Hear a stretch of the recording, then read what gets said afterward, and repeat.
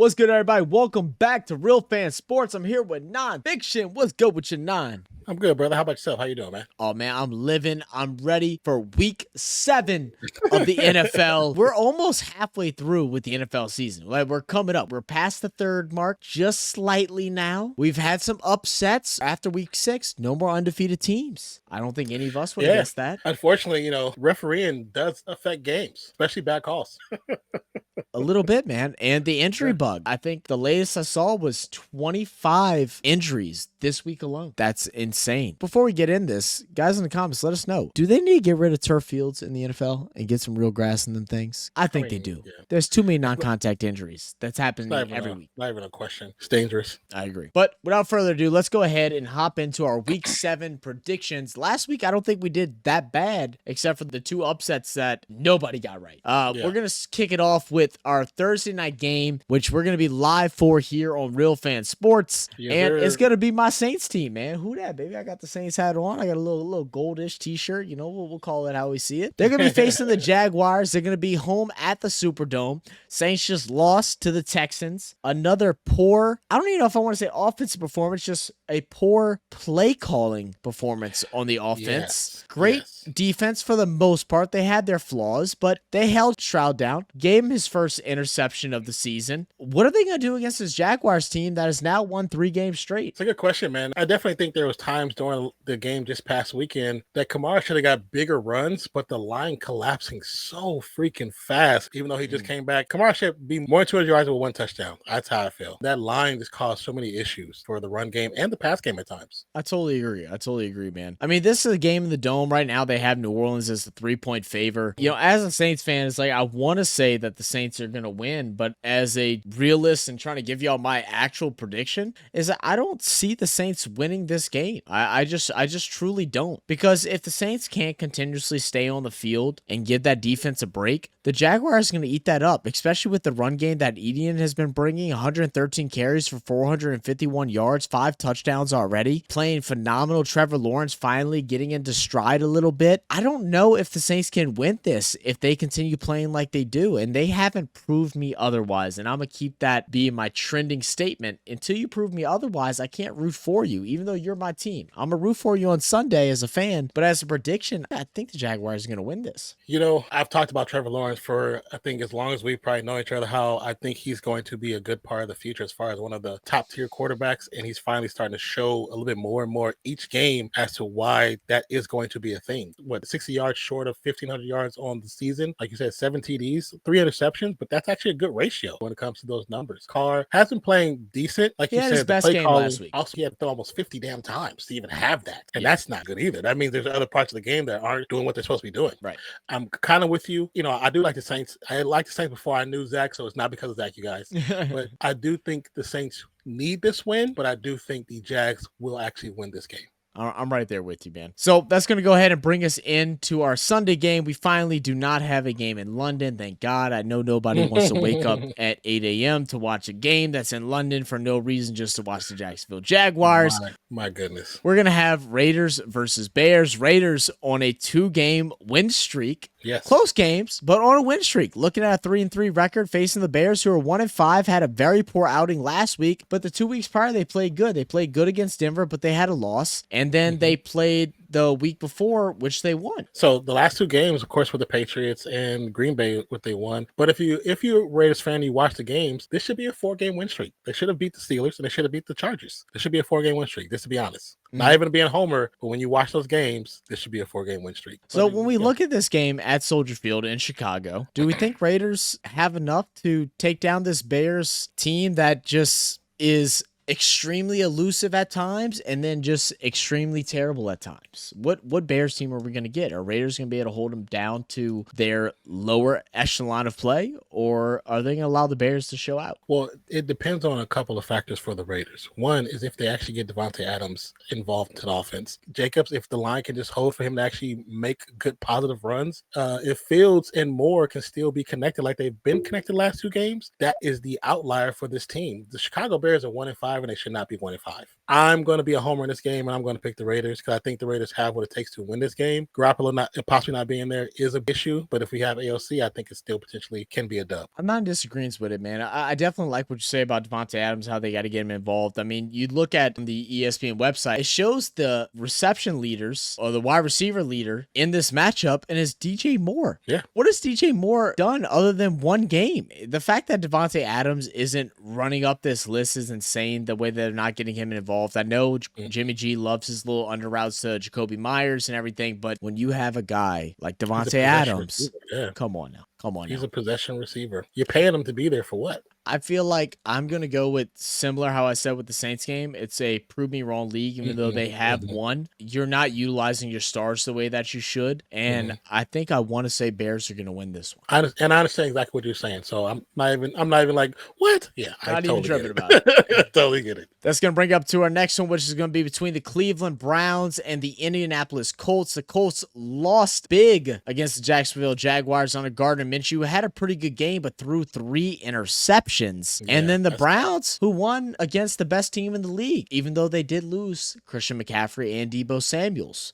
Is the Browns defense just that good? And is this an easy walk-away win for them against the Colts with Gardner Minshew under the center? It is not an easy walk-away win. All players have bad games. I still think he's a quality quarterback. I've liked Minshew for a minute, played well. He just don't get opportunities. But the question for this team, this game, is will Watson actually return for week 7? That's a big question. The team seems to kind of be flowing a little bit on the offense, better than the week before last. But the defense, like you said, is a great defense. I feel if Watson's there, the Browns should win. Watson not being there is still a question mark, and I'll go for the Colts. You can go for the Colts.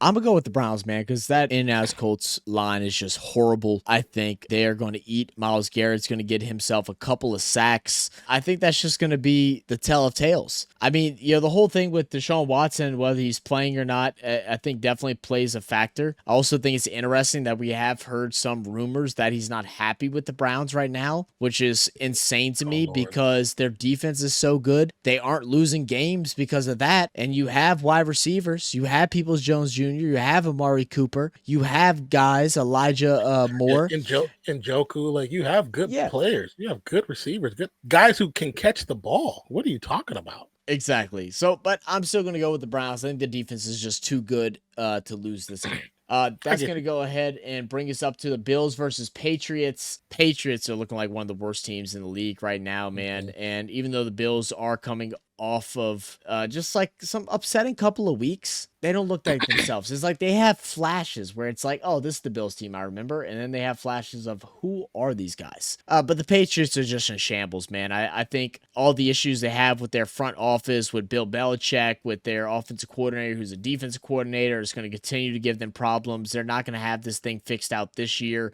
There's rumors of Mac Jones getting traded, them trying to grab Jimmy Garoppolo from the Raiders. This isn't a game that they win. Bills are going to dominate in this one. Yeah, I think Bills will definitely win this game, but I mean, we did say that last week, and it was 14-9. 14-9 against the Giants, who has a terrible O-line. But they're going to beat the Patriots. By how much? Probably 6. Probably 6 points. That'll bring us up to our next game between the Washington Commanders and the New York Giants, another team that has been struggling. Tyrod Taylor came out last week, had some decent little flashes, I mean, I guess, but again, it's an offensive line problem. I mean, when are teams going to realize that you got to invest in players in the trenches? That's what win games. Do they not realize it? Man, that's nuts, right? Like, it's almost like it's a formula, right? Like, oh man, like it's almost like 2 + 2 = 4. That's weird. It equals fish. It depends how you do it. A two fish. Who you got in this game? Okay, so if Taylor's still there, which I do like, and if they actually run an RPO style offense with him, which is not what they're used to, it could be interesting because that's what they started doing towards the last 5 minutes of the game, and the offense looked a lot different. But I do believe the Commanders will pull a W out. Yeah, I'm right there with you. I think the Commanders are going to pull out the win. The Giants did look good in the second half last week, and honestly, they should have won the game if they didn't choke on the last couple seconds in the first half, letting it go into halftime when Tyrod Taylor called a ridiculous audible to run the ball with no timeouts. But Commanders have just shown that they want to play some good football, man. And if the Cowboys wouldn't have won today against the Chargers, they'd be second in the NFC East, which is crazy. So I'm going Commanders as well. That'll bring us up to a little divisional rivalry between the Atlanta Falcons and the Tampa Bay Buccaneers. Buccaneers lost to Detroit Lions. Falcons are sitting at 3-3. What do you got? This is an interesting one because both teams not amazing. Baker Mayfield has been playing pretty good though for the most part. Evans has stepped it up. White's been doing his thing. Bijan Robinson is a really good rookie, but he is a rookie nonetheless. I don't even know who I want to go for in this one. I'm just going to say I'm going with Atlanta. You going with Atlanta? Yeah. I am actually going to go ahead and say Buccaneers win this one just because I don't trust Desmond Ridder. Right now, he has 6 touchdowns, 6 interceptions. Buccaneers have a great run defense. They did hold up Montgomery. They held up Reynolds a little bit, and like he's, is his position, but he doesn't normally play. He normally lines up out wide. The Buccaneers run defense should slow down the Falcons' one-dimensional team. They're going to have to rely on Ridder a little bit more. Kyle Pitts did see the end zone last week. They're going to need some more of that in order to get this win, but they're playing at Raymond James Stadium in Tampa. I'm going to go ahead and give the Bucs a win. So after that, we're going to have the Detroit Lions versus the Baltimore Ravens. For those of y'all that don't tune into our live streams, we do have a Lions fan and a couple of Ravens fans that I'm sure are going to be talking crap in our fantasy football leagues. So this could be an interesting one. Ravens have still been going through some consistent struggles. OBJ, that contract that he signed is looking like it's been a waste, which I think a lot of us expected. I can't believe they signed him for as much as he did. Say Flowers did come out looking better last week as compared to the week prior where he dropped a couple touchdown passes. But the Detroit Lions have really just looked like an upper echelon team in the NFC. A more complete team. Very much so. Very much so. Who do you have winning this game? I know Mozzie's not going to like it, but I got the Detroit Lions winning this game. Lamar Jackson is still number 1 running back for this team. That's a problem. The only thing that worries me about this game here for the Lions is dependent on the health of Jahmyr Gibbs and the health of Dave Montgomery. Having to do it all with Josh Reynolds is going to be a interesting take how they're going to game plan for it. It worked out well, and they didn't game plan for it. But the Ravens are now going to force him to pass, and they're going to force Goff to play a complete game. So far this season, he's looked great. I mean, 1,600 yards, 11 touchdowns, only 3 interceptions. Can he continue to do that is the question. I'm going to go opposite of you, and I'm going to rock with Mozzie, and I'm going to go ahead and say the Ravens are going to sneak this one. I think the Lions are the better team, and I won't deny that, but I think without their running back power, if he is out for these games, that the Ravens can take this one. He's trending towards playing? Dan Campbell said today he's trending towards playing. Well, I'm not going to back down on my word. I already gave him a whole spiel, so I'm going to go ahead and say understandable. That'll bring up Steelers versus Rams. Rams with Puka and Cooper Kupp. Kyron Williams did get hurt in this game. I don't think it's determined whether or not he will play or not, but he has been a staple in the run game for the Rams, who they haven't had since, Todd Gurley in 2017. So that says a lot. That really hurts them. Going up against the Steelers team, which I just have no trust for. I mean, they're sitting at 3-2, but I have no faith in them. What do we think about this game? Who do you think can, take the win?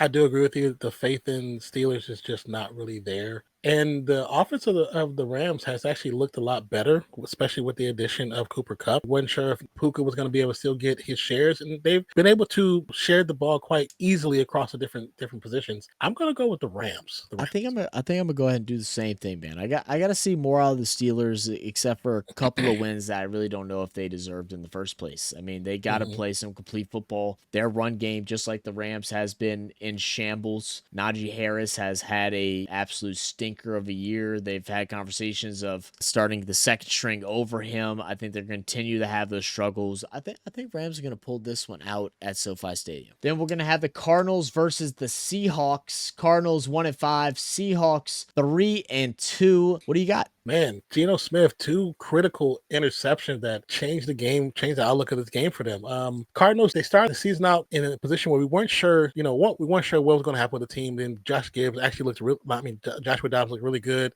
as the season progressed. And then they kind of starting to regress now. They're at the point where they might have hit to the plateau of that team and the skill level of that team, and now they're starting to go backwards. I mean, I just still like Brown, still like Connor. I even like Dobbs. I think Dobbs has played really well for the season, 1,215 yards, 6 TDs, 3 interceptions. actually not bad Not at so all. far for the season. But I expect Geno Smith to correct his issues that he had previous game and come out not aggressive, but just more mindful of what he's doing, and they're going to pull out the win. I mean, this is a game that the Seahawks should easily win. They looked at this game on the schedule at the beginning of the year, and they're like, this is a sweep against the Cardinals. They're playing them at Lumen Field in Seattle. They have got to win this game, and I don't think there's a question and doubt that they will, especially with James Conner still going through, his injuries and stuff like that. Poor James Conner, man. I really do like that dude. Yeah. I like him as a person, like him as a player, and just consistent injuries just keeps destroying his career. Seattle's going to walk away with this one. I'm with it. That'll bring us up to the Packers versus the Broncos. Packers sitting at 2-3. Broncos at a measly 1-5. Oh my God. Who wins this game, man? Because this is one that I really don't know. I've been kind of going against the Broncos and the Packers for most of the season. What do you think? I too have been going against both teams, but the Denver one makes sense for me. I'm a Raiders fan, but I'm going to say this: Broncos country don't be riding, and that's just not what they do. Jordan Love is winning this game. He is winning this game. He's going to have a great game against them. I mean, look, they're coming off a bye, so I mean, it's always possible. Maybe he's well rested. Maybe he did a little extra studying of the playbook, got himself locked back in after a couple stinkers, and he can go ahead and take this one. But I'm gonna go ahead and give it to the Broncos at Empower Field at Mile High in Denver. I don't know why. I'm just gonna go for it. I mean, there's something about this Packers team that is just been worrying me like no end. I'm assuming they're gonna get Aaron Jones back. I'm not for certain on that. I think that is a deal breaker, but I'm gonna go with the Broncos just out of a gut feeling. Really, not a whole bunch of anything to back it up other than I just feel like they should win this. I think that gut feeling is just that you have to poot, so you need to let that out because they ain't losing this game. Look, I had some Chinese the other day, bro. It might be a little gas. They definitely lose this game. Next up is going to be the Chargers versus the Chiefs. We just watched the Chargers game on the channel just a couple minutes ago as they lost to the Dallas Cowboys. That offensive line is horrible. Coach Stanley had one really good play call, and I don't even know if it was him or Kellen Moore on their touchdown pass to tie things up at 17-17. But Herbert, when he got pressured, he looked just lost, in pain. He looked distraught, and the Chiefs are watching this game, and the Chiefs defense has been playing phenomenal with Chris Jones back there. I got Chiefs winning this one, man. I mean, I have Chiefs winning too, but I think Herbert, man, he played a decent game for what you were given. Could have done a lot better, and then a panic at the end, throwing an interception. He had 0 interceptions until today. I think Kansas City does win this game, though. I think that's fair. If Kelsey's out, it's definitely going to make things a little bit harder. But let's not forget about Isaiah Pacheco, who's been playing like a dog so far, especially the last couple games. 87 carries, 387 yards, 3 touchdowns. I hope they rely on him a little bit. Throw him out on the route tree. Get him some catches. Put him out on the spread offense. See what he can do as well. I'm still rocking with the Chiefs, though. Oh, yeah. That'll bring us up to our Sunday night game between the Dolphins and the Eagles. This dropping is a stinker. Jalen Hurts, three interceptions. I would say one was definitely his fault. One wasn't his at all. Another one was kind of his, kind of not. But a game that they should have easily won, and they lost. Mm-hmm. Do we take that into consideration for the rest of the season, or we're just like, oh, every team has a bad day? It is football, and I say any given Sunday. But the problem for the Eagles is the injuries they have are significant injuries. The Dolphins, Tua, who's playing out of his damn mind. Oh, yeah. Tua is first in passer rating. He's first in passing yards. He's tied for first for passing TDs. Tied for first for passing TD attempts. For yards and attempts is first. Like, this man is playing at an MVP level right now, statistically. Like, you can't even argue that. Regardless if you like him or like the team, you can't argue that at all. They're playing really damn good. This is going to be the challenge for the Philadelphia defense to see what they really can do with all these injuries. I think the offense will still progress and still put out points, but that Miami offense is going to put up points too. Mm-hmm. Oh, that's what I doubt. I mean, you look at Tua, almost 1,900 yards. You look at Tyreek Hill. We're 6 weeks in. He's less than 200 yards shy of an 1,000-yard receiving yard season. That's incredible. His goal was 2,000. He wanted 2,000 for the season. That's his goal. He's trending to 2,400. Yeah, absolutely insane. And I would initially say that I think Eagles are going to win this one, but I'll tell you what, I think that the coaching creativity of the Dolphins is going to pull out something special. The Eagles dropping that game last week, for teams that are on the fence of being good or bad, it sometimes feels like it's an extra motivation to get things back. For this Eagles team, I feel like it's going to kind of be a blunder because they're like, we lost a game that we shouldn't have. And I think it might trend towards something in this game where the Dolphins hit them early, get Tyreek out on a go route early, and you could start seeing some collapse. So I'm going to go ahead and say Miami Dolphins are going to get the win over the Eagles I'm in picking Philadelphia. Dolphins. Yeah, I'm definitely Dolphins. Tua's numbers is ridiculous, man. And that'll bring us up to our final game of the week, which once again we will be live for. Please come and check it out. I'm telling you, we have one of the best NFL primetime play-by-play broadcasts on YouTube. We have so much fun. We have such a great community that comes and join us, that talks crap about our team. We talk crap about their team. We talk crap about the team that's playing. We go at each other's neck, and we just laugh about it the whole entire time. Come check us out. We're going to check out the 49ers versus the Vikings. 49ers, another team that dropped from an undefeated year against the Cleveland Browns, someone they got into a scuffle with before the game even started. Brock Purdy had a very pedestrian, a very mystery relevant like game, even though he did put them in position to win it at the end where Jake Moody couldn't knock in the 41-yard field goal to seal the deal. That sucks. In front of his entire family. It sucks. But they're going to be playing against the Minnesota Vikings with Kirk Cousins, who doesn't win in primetime and is going to be without Justin Jefferson. Yes.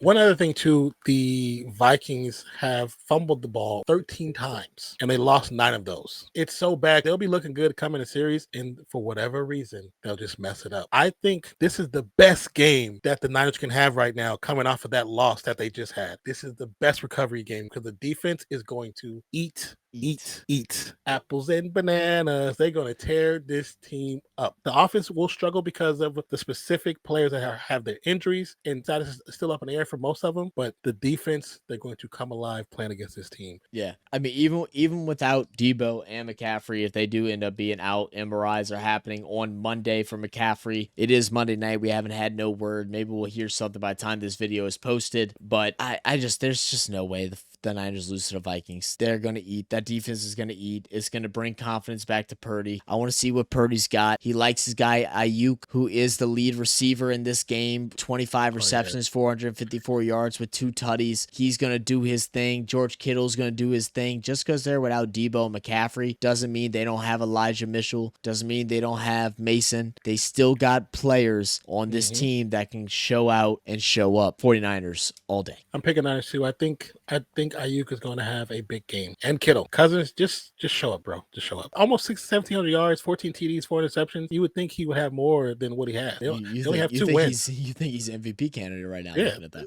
And like you said, though, doesn't show up on prime time. That is really a thing. I didn't think it was. I thought y'all was playing, but that's really a thing. It's really a thing. Well, guys, as always, make sure y'all come check us out during our live streams on Thursday and Monday nights for primetime NFL football. Join us on Wednesday for our podcast, and hit that like button, hit that subscribe button. Guys, 86% of you who watch our videos are not subscribed. Hit that subscribe button. Join the fan list today. Join the movement. This is one of the best sports communities on YouTube. Make sure y'all don't miss out. We'll catch you next time, guys. Leave a comment below. Let us know what y'all think. My name is Zach. My name is Nonpfixion. And we're out, guys. Cheers. Peace out.